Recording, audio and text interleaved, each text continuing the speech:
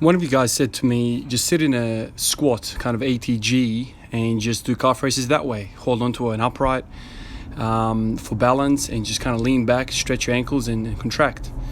I was skeptical at first, but I gave it a go last night before bed, and I did, I think, 5 sets, something like this, 5 sets of 50, and I was lit. So what you're seeing here is exactly what I did last night.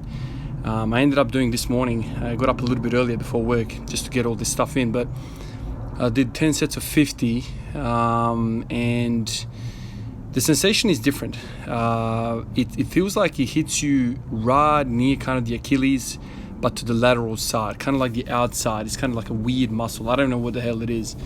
There's more than 2 muscles in the lower leg, obviously. You know, we classify them as gastroc and as soleus, but there's many other things happening there. There's flexors of your toes and all sorts of things. Peroneals, I don't know, all these muscles. So this hits different. It hits different. I still feel the calves somewhere in there working. It's really hard to kind of pinpoint exactly what's working. From everything that I've read, everything that I've seen, if your knee's bent to this extent, the gastrocnemius is not really mechanically advantaged in this position at all. It's actually disadvantaged, so you can't really contract, which is kind of what I wanted anyway. So if the gastroc is not working, then freaking soleus has to be working, right? Like something has to be working, something's causing the contraction. So I ended up doing, like I said, 10 sets of 50, lit it up. And it's just kind of continuation of from the last few videos, basically me trying to work out calves.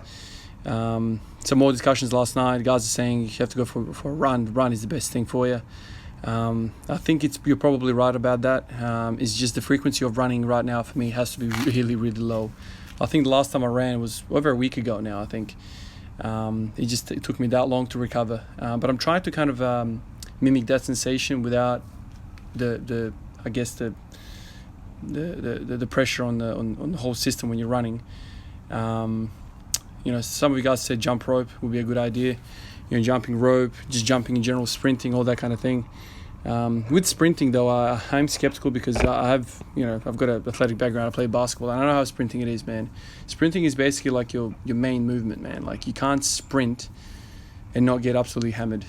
Sprinting is a full-on exercise. It is a max effort exercise. So I can't just throw in sprinting in the middle of this craziness, squat everyday business. So anyway, I'll continue thinking about it. But essentially, the other thing that you guys mentioned, so, you know, I always get suggestions from you guys, I love it, was the tempo. Tempo. That kind of reminded me, I'll tell you another story, man. I remember we were at work. I was at work and we were preparing for Christmas, and so it was kind of like a down period, and some of the girls were, you know, putting up decorations around the ward and whatever, and there was a ladder there, and somebody was like, oh, can you go up there and put this thing up there, like, you know, hanging, you know, decoration, whatever. And I went up on this ladder. I was on the ladder for about 10-15 minutes. This time I wasn't training calves. I wasn't training anything specifically towards the lower leg, but I was up there kind of like split position. One leg was kind of higher than the other on the ladder. So I was basically kind of in split position, and the bottom leg was basically taking most of my weight. Well, anyway, after like 10 or 15 minutes up on the ladder, I remember feeling my calf. It was just out of nowhere, like, you know, my calf was just lit up, and all I was doing basically was just the balls of my feet were on the ladder, and it was just an isometric contraction, right? Like, you know, the calf had to work for an extended period of time, for 10-15 minutes, just to basically, you know, keep myself on the ladder, right? You can't really go on the ladder with your heel, right? That would be really awkward. I'm sure you can, but, you know, I didn't in this case. So anyway, that's interesting, right? You know, calves getting lit up just through an isometric contraction, although it took 10 minutes. And how many of us have 10 minutes, you know, an hour to do 4 sets? But another story that kind of pops into my mind, and I've said this a few times, kind of, not on the channel, but I've spoken about it a few times. I remember we went to a hardware store, and I was going down one aisle. I remember seeing a tradie there with a, you know, tradie belt and whatever. He was sitting there picking out whatever he wants. We were just walking past him. It was a little fella, skinny guy, whatever. But I just happened to kind of like, you know, look down as I'm walking past, and I remember catching a glimpse of his calves. So he had like shorts on, and I remember the calves were just so freaking filthy, so large, so vascular.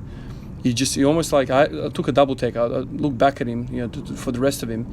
That doesn't look like he even lifts, but his calves were lit.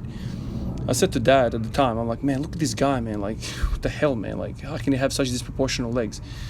my dad said a couple of things. Oh, maybe he rides a bike. Maybe maybe he works on a ladder.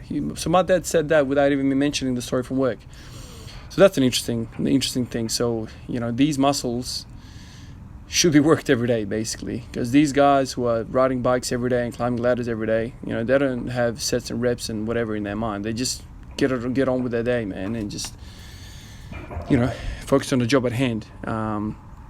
So anyway, a couple of those stories just have me thinking how resilient this muscle is. So this is 180, guys. 5 o'clock in the morning. I never feel strong, but anyway, I put 180 on the bar. Let's see how it looks.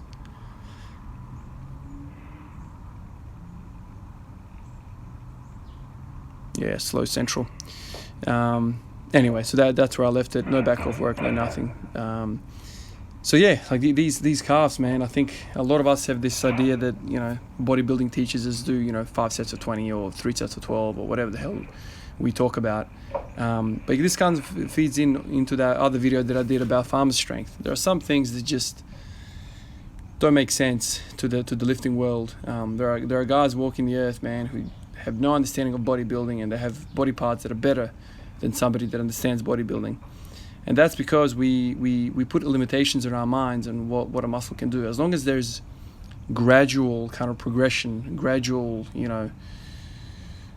I guess periodization. I don't even think these guys who are just getting on with their job think about these things. But if you give something time, if you're persistent with something, eventually biology will catch up, and that's the whole point, I guess.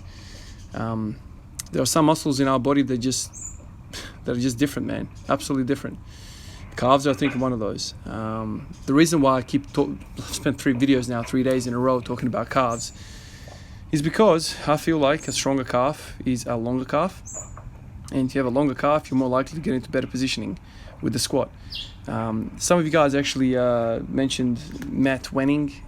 Matt Wenning is a very, I guess, famous powerlifter. He's now a little bit older. He's not old, but I don't think he competes anymore. But he trained with Louis Simmons and whatnot, and he's got his own YouTube channel now. Highly check it out, man. Highly advise you check it out. He's a very intelligent fella. He spoke about how he did seated calf raises since the age he was like 16 or something, and he never had any knee trouble at all. He believes that the soleus predominantly, he did speak about the soleus directly, is responsible for knee stabilization. And he says if you have a strong lower leg, you're probably going to have a strong knee, which is another interesting thing. I quite enjoyed hearing that opinion from him. So I think there's something there for us. I think we need to think about our lower leg training more so than just aesthetics. There's functionality there, and definitely that's what I'm doing it for, dorsiflexion. All right, guys, got to pack up and get to work. Catch you later, guys. Peace.